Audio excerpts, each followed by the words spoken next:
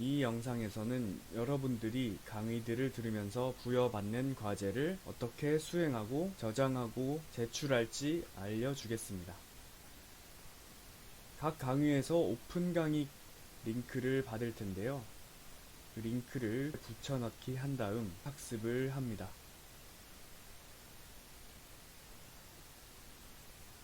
학습이 완료되고 난 후에 학습 완료 버튼을 누르는데 그치지 않고 위쪽을 보면 이렇게 저장하는 버튼이 있습니다. 반드시 내 작품으로 저장을 한 뒤에 메인 화면에서 마이 페이지라는 곳을 들어갑니다. 마이 페이지에 들어가 보면 방금 저장한 작품이 이렇게 놓여져 있습니다. 이 작품을 전체 공유를 한 뒤에 들어가 보면 공유할 수 있는 링크가 처럼 활성화됩니다. 이 공유 링크를 한번 클릭하면 이렇게 주소가 복사가 되는데, 이 복사한 주소를 선생님께서 부여하시는 페이지에 붙여넣기 하면 과제 제출이 완료됩니다.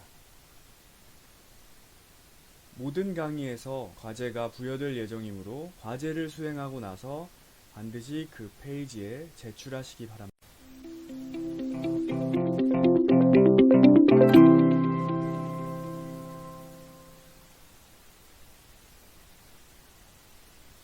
안녕하세요. 데이터를 이용하여 엔트리를 공부해보는 첫 번째 시간입니다.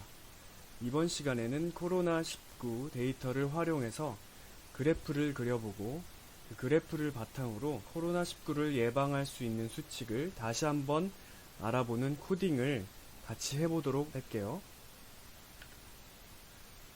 먼저 데이터에 대해서 알아보도록 하겠습니다. 데이터란 것은 실험이나 조사로 얻은 자료를 뜻하는데요. 이런 데이터가 모이면 정보가 됩니다. 데이터 자체를 정보로 보기도 하는데, 이런 정보가 모여 데이터가 되기도 하고, 데이터가 모여서 다시 정보가 되기도 하는 등 다양한 의미로 쓰입니다. 예를 들어 주민등록번호나 키나 몸무게가 있겠죠. 그리고 컴퓨터가 처리 가능한 형태로 만들어진 자료를 데이터라고 합니다. 그러면 본격적으로 시작해 보겠습니다. 데이터와 엔트리 학습을 하기 위해서는 테이블이라는 탭을 알아야 합니다. 테이블이란 탭을 선택해보면 먼저 왼쪽에 보이는 것이 테이블 추가하기인데요. 말 그대로 새로 가져오거나 만들기가 가능합니다. 그 다음에 데이터를 요약한 정보를 보여주는 요약 기능이 있고, 다음 모든 데이터를 보여주는 테이블 기능이 있습니다.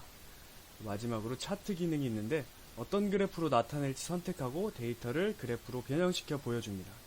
화면으로 직접 살펴보겠습니다. 선생님이 이미 만들어 놓은 것을 한번 이용해 볼 텐데요. 이 테이블 추가하기 버튼이 있죠? 이 버튼을 누르면 우리가 쓸 수 있는 여러 가지 이미 만들어진 데이터들을 볼 수 있습니다. 이 중에서 원하는 것을 선택해서 밑에 보이는 추가하기 버튼을 누르면 그대로 추가가 됩니다. 요약 기능은 말 그대로 데이터를 취합해서 여러가지 정보로 나타낸 것을 보여줄 수 있는 기능입니다. 다음 테이블 기능이 있는데요. 테이블 버튼을 누르면 이처럼 우리가 입력할 수 있는 창이 뜹니다. 엑셀과 약간 비슷하죠. 이렇게 누르면 여러가지 행 삭제하기, 추가하기 등이 있고, 마찬가지로 이쪽을 누르면 열 추가하기, 열 삭제하기, 이름 바꾸기 등이 있습니다. 우리가 직접 입력도 할 수 있는데 이것을 입력하려면 너무 많은 시간이 걸리기 때문에 이미 만들어진 코로나11 현황이라는 데이터를 사용하겠습니다. 마지막으로 차트를 누르면 아까 말한 대로 여러가지 그래프를 그려볼 수가 있는데요. 우리가 직접 그리는 것이 아니라 데이터를 바탕으로 컴퓨터가 이렇게 그려줍니다. 자세한 내용은 선생님과 수업을 하면서 알아보도록 하겠습니다. 그렇다면 이번 시간에 어떤 블록이 주로 사용될지 선생님하고 한번 알아보도록 하겠습니다. 이번 시간은 데이터를 주로 사용할 예정이니까 데이터 블록이 반드시 사용되는데요. 여기서 테이블의 차트창 열기, 내가 구성한 그래프가 나타나는 블록과 특정 테이블에 있는 값을 이용해서 내가 원하는 정보를 나오게 하는 블록을 사용할 것입니다. 또한 여러분이 이미 알고 있는 블록들도 사용됩니다. 이렇게 여러가지 신호를 주는 블록과 신호 보내기 블록과 반복문을 위한 블록, 그리고 이렇게 변수를 위한 블록들이 나옵니다. 그리고 반짝거리는 효과를 위한 블록, 여기는 이따 수치가 30과 마이너스 30이 들어갈 예정입니다. 또 어떤 블록이 있을까요? 오브젝트 모양을 바꾸는 블록, 그리고 오브젝트를 이동시켜주는 블록, 여러가지 변수 계산값을 합쳐주는 블록이 있죠. 이거는 대사를 만들기 위한 블록입니다. 대사 순서 값이라고 해서 아까 변수라고 했었는데 대사를 순서대로 엔트리봇이 말할 수 있게 명령을 내려주는 블록입니다. 그 다음은 약간 작으니까 키워보겠습니다. 조건에 충족하면 어떤 명령을 내리고 아니면 어떤 명령을 내리는 이런 블록도 사용할 예정입니다. 그럼 시작해 보겠습니다. 그럼 어떤 알고리즘이 쓰일지 보겠습니다. 장면일에서 필요한 오브젝트와 용도가 나와 있는데 배경은 지우개가 있는 초록색 칠판이고 반짝거리는 버튼을 사용할 것인데 처음부터 반짝거리지는 않고 채도를 변경할 예정입니다. 그리고 글상자 오브젝트가 하나 쓰이는데 팁을 알려주자면 이 글상자 오브젝트는 여러 줄 쓰기 옵션을 선택해서 글씨 쓰기를 조절하면 아주 좋습니다.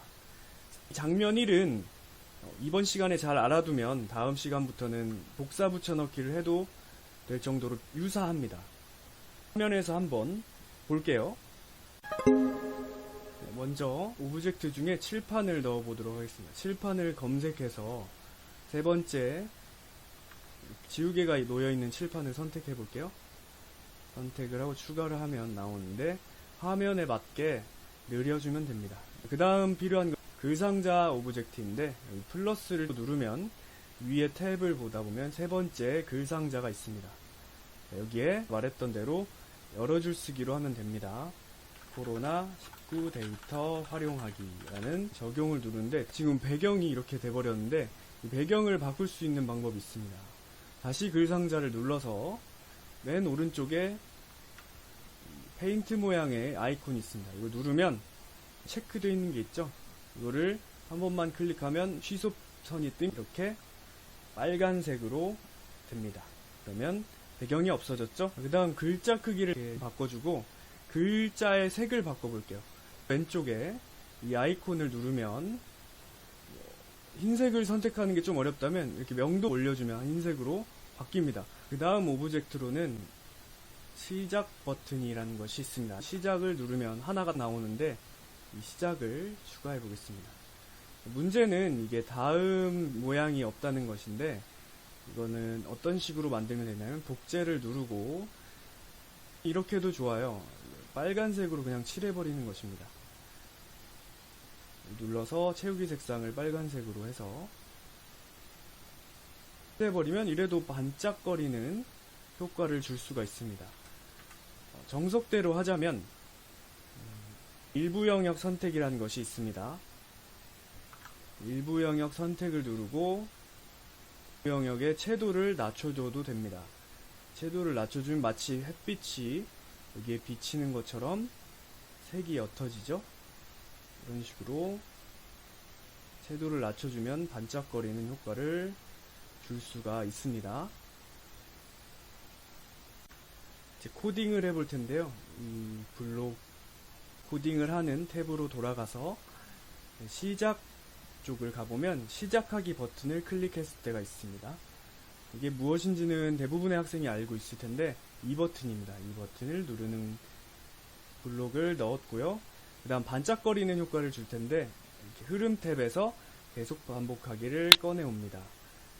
이 모양으로 가보면 이게 왔다 갔다 하게 만드는 명령어를 구성해 볼 텐데 생김새에서 다음 모양으로 바꾸기만 넣어버리면 될 것 같지만 이런 식으로 마치 꺼져가는 전등과 같은 효과가 나오니까 다시 흐름으로 가서 몇 초 기다리기가 있습니다. 여러분이 원하는 만큼 초를 넣어주는데 적당한 것은 0.3초 정도라고 되어 있습니다.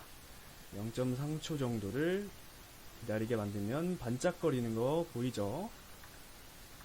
그 다음 끝난 것이 아니라 이걸 눌렀을 때 다음 장면으로 넘어갈 수 있게 해야겠죠? 그런 블록 코딩은 이 오브젝트를 클릭했을 때입니다. 저 버튼을 눌렀을 때 다음 장면으로 가라. 그럼 이게 되겠죠? 이것까지가 장면 1이 완성되는 블록 구성입니다. 다음 장면으로 넘어가기 전에 한번 살펴볼 것이 있습니다.